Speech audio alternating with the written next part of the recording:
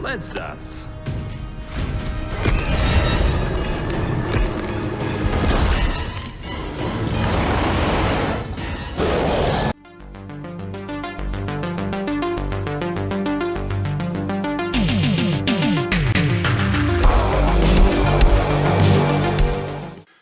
Hi, this is the Professional Amateur Hour coming to you with another review.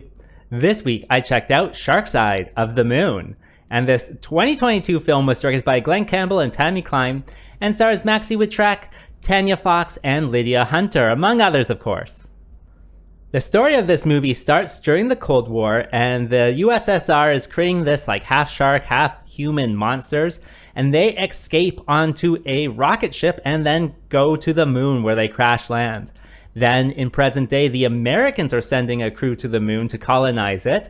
However, they also crash land, things happen that way. But then they discover the half-human, half-shark creatures. So they have to, battle them, fight to survive, and then hopefully get back to Earth. But what will happen exactly? Well, you have to watch the movie and find out. Alright, so let's discuss this movie. Well, this is an asylum movie. It's also done for Tubi specifically, but it's still very much an asylum movie, and they are a company that makes lots of different B-movies. I generally like their movies. I haven't checked them all out, of course. I didn't see their most recent one. What is it? Top Gunner or something? I didn't watch that one, but I do try to check them out when they have a title that looks interesting, and this one definitely grabbed my attention. Shark Side of the Moon. I couldn't believe it when I saw it. And I just absolutely love that title. I thought it was so clever. And that brings me to the shark people themselves. I absolutely love the shark people. I thought they were a great design. They're half human, half shark. And so it's like these big hulking guys like walking around. They have a queen as well. And I thought that was interesting about her kind of design as well. And so just the idea itself just attracted to me. And I gotta say, it definitely fulfilled on the promise of having sharks on the dark side of the moon. Other than that, there are the humans on the moon, and I did enjoy them as well. They have these spacesuits, and I don't know, Asylum is getting better with their spacesuits. It's very kind of sleek gray ones. There's no shoulder pads, helmets that look like they really fit, and everything like that. So definitely an improvement over some of the other things I've seen. However, they also do go into this like extremely low budget spacesuit as well. They like meet this guy on the moon, and he like gives them this special spacesuit, and it's just like kind of like a jumpsuit with like a tube for breathing for your nose, and that's it. And I absolutely love that. I thought it was a very simple design. I know people are probably going to complain about it, but it is kind of like a throwback design to very early kind of sci-fi, I thought. And with this one, it also is explained pretty well too. Like they just have like one line of explainer in there. It's something like, oh, it's made of special material or whatever. And that's all you really need to do. Like it's high tech material, and you don't need to say anything more than that. And they all accept it. And as an audience, you also accept it too. So all of the kind of spacesuit stuff, I really did enjoy. And building on that, I would say the script is pretty good. They have some technical babble or, technical explanations, like with the helmetless suit, like I said, they just explain it away in one sentence. And they have lots of different explanations for a lot of different things that I really did enjoy. And it seemed like they were all very reasonably, thought out explanations as well. None of them also contradict each other or repeat each other, which is good for sure. The story itself is quite the ride to go on. Things just like keep happening, and like by the end, like you can't believe what's happening. It's so crazy. I don't want to spoil it for you, of course, but yeah, just know that the script is pretty well written.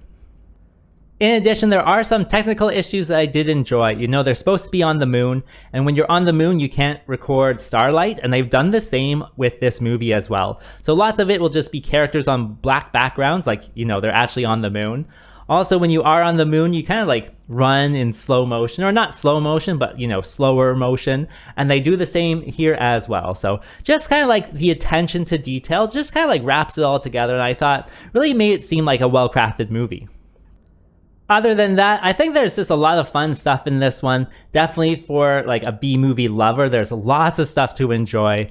Like I said, with the helmetless suits, like that just seems like kind of like a homage to kind of older kind of sci-fi movies.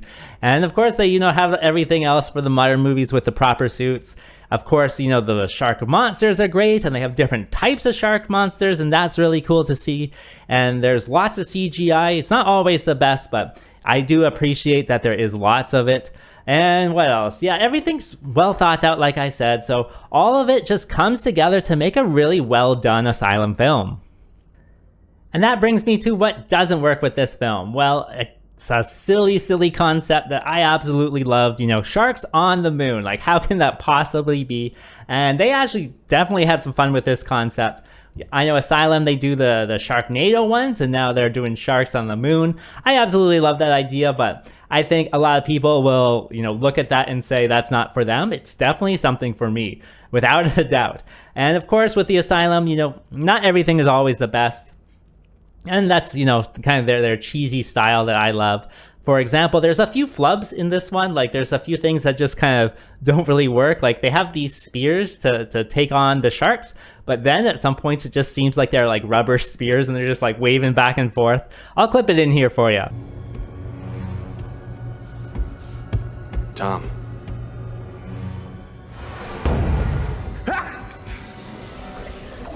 And so there's lots of stuff that go into it to make it like a cheesy, fun movie that I think will keep, you know, regular audiences away. But for someone like me, like, that's what I'm there for. Other than that, you know, with this style of movie, the acting is usually a mixed bag. And that is definitely true for this one, especially at the beginning. You know, it's kind of actually funny. They have the Soviet scientists and they're speaking Russian to each other. But then they have this emergency with the sharks and they kind of like forget to speak Russian and just like throw in a line of English here and there and then go back to Russian and then back to English. It's really strange. But I thought it was just one of those things where, you know, it's what you expect from a movie like this. And lastly, I know I mentioned the CGI a few times, and again, I do appreciate what they did. However, a few times it does look pretty ropey. It looks pretty video gamey, and where they're just like doing program movements and stuff. I'll clip it in here for you. Got it. Oh, shit. So it's not always the best, as you can see, but I definitely appreciate what they did. So who would I recommend this movie for? Well, if you are, you know, a B-movie sci-fi fan, then yeah, this is a must-watch for sure. It is just so much fun. Also, if you just want like a fun time, this is an excellent watch for you as well. And so yeah, there's lots of people out there that I think would enjoy this one. As for rating, I gotta give it the above average score of 6. And with that being said, I think that's all I wanted to say. So like and subscribe, and I'll see you next time.